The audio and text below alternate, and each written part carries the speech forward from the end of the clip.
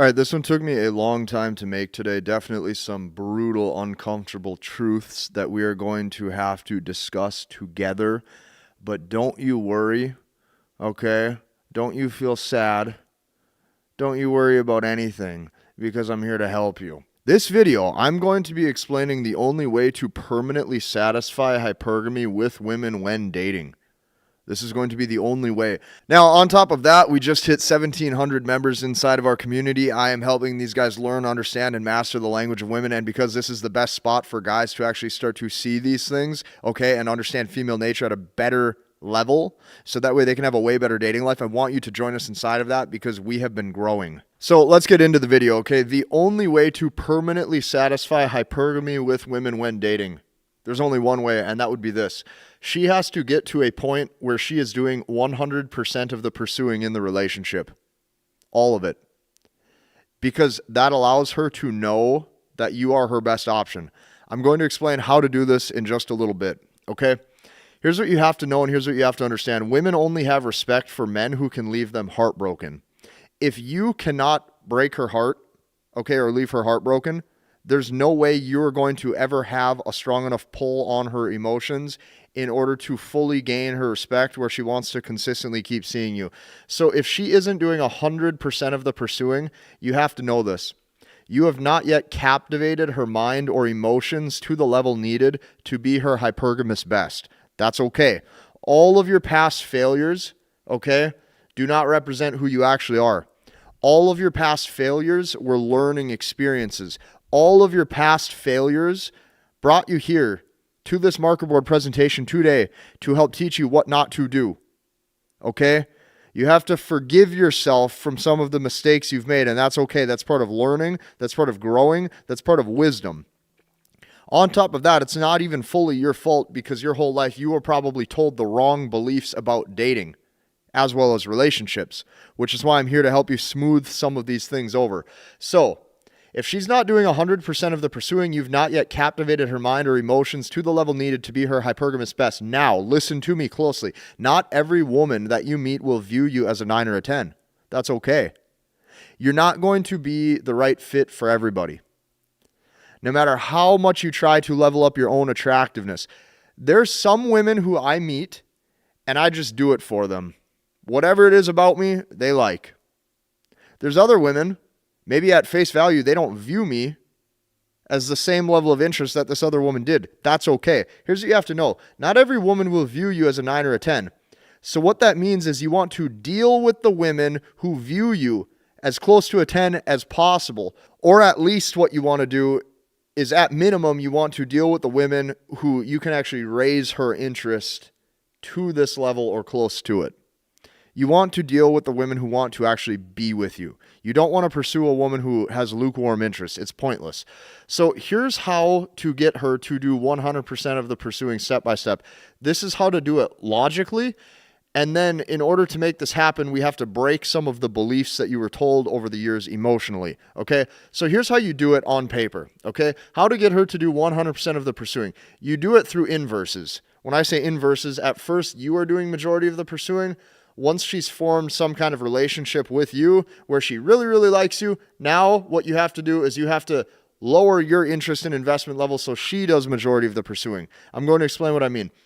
When you first meet a woman, at first it's probably going to be about 80-20. You doing 80% of the pursuing to set up dates, you doing 80% of the pursuing to create an experience that she would enjoy, and her doing about 20% of reciprocating some kind of interest where at least she's agreeing to meet you. This is typically how it is at first. Even for guys who are very attractive, okay, keep that in mind. They're still going to have to put in some level of communication and effort because she wants to feel like she's being pursued. Cool, okay? She feels like she's being pursued in the relationship. Now here's what has to start to happen. Post-intimacy, what's going to start to happen is now we're at about 50-50, okay? You are doing 50% of the outreach, and she's doing about 50% of the outreach. Maybe she is asking you what your plans are from time to time, okay? At this point, somewhere along the way, an attachment is going to happen. She's going to like the stories you tell her. She's going to like the way you make her feel. She's going to start to think about how your voice sounds. And on top of that, she's going to start to get an image of what the future might be like with you. Okay? This right here is where most guys actually ruin things too because of the cell phone. And they think that since she is now doing more of the communication, okay, I've made this mistake numerous times in the past. You assume because her interest is going up and she's communicating more, that you can also communicate right there with her. And you can reciprocate that high interest, and then you realize that she starts to doubt your value. Okay, keep that in mind. Once the attachment has happened, you start to reverse and do the opposite. So now you are maybe doing only about 20% of the outreach, and she's doing about 80% of the outreach. Okay, since women are relationship builders and they want to keep things together, this is where once you have her emotional investment, it's in her nature to want to pursue you for that relationship and to keep talking to you. When women really like a guy, they absolutely hate having to restart and find another guy because they wasted months or years with the wrong guy. And women know how hard it is for them to find a guy that they like. Like even guys who are attractive, a lot of times women will meet them and they just don't like them. They don't like them as a person, whatever it is. They don't like his vocal cadence. They don't like the jokes he makes. They don't like how he laughs, whatever. You don't know what it is, but there's something about you she doesn't like. It's very hard for women to find a guy that she likes. So women will start to do majority of the pursuing now once the attachment has happened because she wants to keep that together. So until she is at 100%, okay, and fully attached at that point, you need to start to pull all the way back, and you only see her now when she is reaching out to you. So basically, you are now the one being pursued. You are the one being pursued for time. You are the one being pursued for care. You are the one being pursued for your investment that you could be giving her. Okay, keep that in mind. So why is this so important? I'm going to explain. The reason why this is so important is because you want to signal that you're not sold on her on a personality level. Now, I'm going to explain in just a little bit what that means, okay? When I say you're not sold on her on a personality level, or you're not sold on her as a person, what you're basically saying is you're saying, hey, I'm attracted to you, yes, but I don't know if I like you. I don't know if I like you on a personality level as a person. Here's why this right here will hook a woman into love at such a deep degree. I'm going to repeat this one more time, and I want you to even take notes on this, okay? The reason why, okay, you want to start to pull all the way back is because this is signaling that you are not sold on her on a personality level. Now, to women, this can oftentimes leave them potentially heartbroken due to the fact that you have to remember this. They only see the world through their own lens of attraction, which means women don't just look at how you look, okay, or how good looking you are, like physically, okay? Women look at the person as a whole. Okay, so when women like a guy, they look at how he walks, they look at how he talks, they look at his beliefs, they look at how he operates, they look at his views of the world, they look at his future, okay, they look at his goals, they look at specifically his hobbies and his interests. All of this makes up you, okay? Here's the funniest thing. Is oftentimes, since this is the only lens of attraction women can see, women will start to assume that you see them through this lens of attraction as well. Okay? So even though this may or may not be true, and it probably isn't true because a lot of times men are specifically focused on beauty, okay, here's what you have to remember. When you are pulling back like that, you're signaling basically that you're not sold on her in the relationship, or you're not sold on her personality. A lot of times this is pretty devastating to them because all of the things that she's now interested in, her as a person, okay, not just how she looks, keep that in mind. She's not only looking at you at just how you look. So she assumes that you are probably viewing this the same way. When she sees that you're not sold on her on a personality level, this is where she starts to tell herself, oh my gosh, do I have self-work to do? Am I not communicating the right way? Is there something about me that's unattractive? Am I not wearing the right kind of makeup? Am I not giving enough love and affection? Am I not cooking snacks and baking cookies enough? Okay, all these thoughts come into her mind. And this is where the attachment has formed because you have basically said, yes, I'm attracted to you. Okay? But to women, you got to remember how you look right here. Like, let's write the word look right here. This is only a small portion of it for them. And a lot of times they assume that you're seeing the same things that they're seeing. So when you say, hey, I don't know if I like you on a personality level, you're basically saying I'm attracted to you, but I don't know if I fully like you. And that right there really affects their emotions due to the fact that she sits there and questions why she's not good enough. And that right there is what satisfies hypergamy. It's not your bank balance and it's not what kind of car you drive. Okay, it's taken me a lot of years to figure this out. It's taken me a lot of mistakes to figure this out. It's taken me more mistakes than pretty much anybody that I know. Okay? So keep that in mind. Now, you were told your whole life that a relationship is designed for you to not be lonely and to have a life companion. This is what you were told. Here are some beliefs that we have to start to break. You were told your whole life that a relationship is designed for you to not be lonely, okay? To have a life partner to experience adventures with, this is what you were told. Someone to experience adventures with and eat with and cook food with and have a great time with. To have someone to grow a future with, and specifically to find someone who loves you and that you can grow companionship with. Okay? So to a man, this is probably your idea of like romance or love or who you would view, that person in your life with. Only to not realize this, all while hiding the fact that while you're doing all of these things, companionship and love, her romantic desire for you falls gradually until it hits zero. This is what nobody talks about. Nobody tells you that as you live with her, okay, and you guys go to bed together every single night as you're living together and you sleep by her side every single night. Nobody talks about the fact that as you're laying down right there, about to fall asleep, she's never thinking about the guy who's actually right there with her. She's always thinking about the guy who's not beside her. This is what guys don't talk about, and this is what nobody tells you. Is the man in her fantasy is the man who's not with her. It's the man in the movie. It's the man in the love story. It's the man in the romance novel who's not by her side. That's the guy that she dreams of. This is what they don't tell men. So keep that in mind. What you want to do, okay? For some of you saying, well, Casey, I don't get a lot of options or I'm not generating a lot of attraction. Here's what you have to remember. A lot of times, if you look at how dating was maybe when you were in high school or college, and you look at a lot of the guys who maybe had a lot of dating success, it was typically based on a few things. It was typically based on popularity, right? It was typically based on athleticism and how athletic they were in school, or they had some kind of unique skill. Maybe they skateboarded. Maybe they were really good at guitar. Whatever. This is what it is, okay? Some kind of popularity, okay? Some kind of athleticism or a unique skill. And this typically would create attraction in the eyes of a woman that she has for that man. So here's what you have to do. You have to spend as close to 100% of your time as possible building your own attractiveness, because I'm going to tell you this, just because you get older, the game doesn't really change after college. It's not like any of this changes, okay? It's still the exact same way that it was when you were younger. Now, your environment might be different. You might be working a professional job now.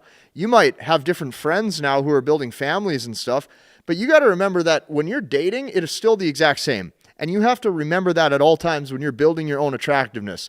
So what you want to do, or what you have to do, is you have to appeal to the female lens of attraction by elevating your status, by crafting your own unique masculine archetype. I'm going to say that one more time because I know that that's a lot of words. You appeal to the female lens of attraction, not the masculine lens of attraction. This is where guys mess up, because they only appeal to the masculine lens of attraction. And you think that bigger muscles and you think that more money and a nicer car is going to get you access to better dating options. And then you are in for a rude awakening when you realize women don't care, because they're still looking at the main things: popularity, unique masculine archetype, how the man carries himself as a whole. Okay? Women look at the entire person. So they don't just look at how you look, or they don't just look at what kind of car you drive. They look at you as a person and how you move and how you navigate the world and how you operate and why you think the things that you do and why you feel the way that you do about certain things and why you communicate the way that you do and why you laugh at certain jokes and why you tell those certain jokes and everything. because that to her matters. And the biggest mindset shift that I have had to uncover for myself over the past 3 to 5 years is realizing that it is not about what I want. It is not about what I want women to want. It is purely about what they want. Because if you are not giving them what they want, they just go look for it at some other spot. They look for it elsewhere. It's just like business. If you're not giving your customer, if you have a business, what they want, they will just go look for it at a different spot. It's not about what you want, and it is not about what you want them to want. It is purely about what they want. So, you want to appeal to the female lens of attraction by elevating your status and by crafting your own unique masculine archetype. So, let me explain something to you. This is top secret. This is my own little secret. All designed for you to improve. Listen to me closely. This is why their fantasy man is usually some kind of skateboarder, surfer, musician, artist, or DJ. Because this is the guy who has some kind of social popularity, right? And he has some kind of unique masculine archetype that appeals to the female lens of attraction. Okay? You have guys doing all kinds of things nowadays to try to appeal to the female lens of attraction. You have some guys getting excessive amounts of piercings. You have some guys tattooing rose petals across their chest. They're trying to do everything that they can because a lot of guys know that right now the competition is tough. You're competing against everybody that is in her cell phone. You are competing against everybody in her city and every other city throughout the world. So you better get good at competing and crafting a non-replicatable character. You better get good at competing and realizing that God only made one of you, so it is in your best interest to maximize yourself and to create your own unique masculine archetype in a way that nobody's ever done before. So when you do this, and you start to actually see what women respond to, and you look at the typical archetypes in her fantasy, skateboarder, surfer, musician, artist, DJ, rarely, okay, is it the typical looks, money, status, rich guy stuff that you were told your whole life. You need to start to get a better understanding of female nature, and that is why I have this channel to help revitalize masculinity so men can actually see the truth in their own dating dynamics. Glad that we got that out of the way, because now we have to address the final topic. I want you to start to understand that virtually everything that women are attracted to in real life will never make logical sense to you on paper. To this day, there is still sometimes I look at what a woman is attracted to, and I sit there and I go, why? And how is this even possible? And I've done this for a lot of years, but this is how I came to all these conclusions. And I came to all these conclusions by realizing that it's not supposed to make sense to me. It will only make sense to them. And that's okay. That's fine. This is why I'm telling you, your mistakes don't define you. Your mistakes do not define you. Every single failure in your relationships that you have had need to just give you a better understanding and better worldview, okay, of how people operate. And that's fine, okay? I've had a lot of great experiences along the way. I have dated some women in my life over the past 5 years that I would have never imagined in a million years when I was younger that I would have ever had access to date. Everything has been a learning experience. Everything. Your failures don't define you. Keep that in mind. So, you need to start to understand that virtually everything they're attracted to in real life will never make sense to you logically on paper, and that's okay. Your lens of attraction will be based oftentimes on beauty and what you see, okay? And women's attraction is story-based, and it's based on mainly about what they hear. What they hear and the words alters their perception of their own reality. Some women feel like they are better off with a guy who doesn't check any of the boxes that they claim that they want on paper. And that's okay. It's not going to ever make logical sense to you. So women's attraction is story-based, and it's typically about what they want to hear. Yours is about what you see, and hers is about what she hears. So you see her, okay, and you feel attracted. When she sees you, okay, listen to me closely. You see her and you feel attracted. She sees you and can only feel the story in her imagination of what you might be like. Say that one more time. That's beautiful. I don't even know how I wrote that today. She sees you. Actually, let's start from the beginning. You see her and you feel attracted.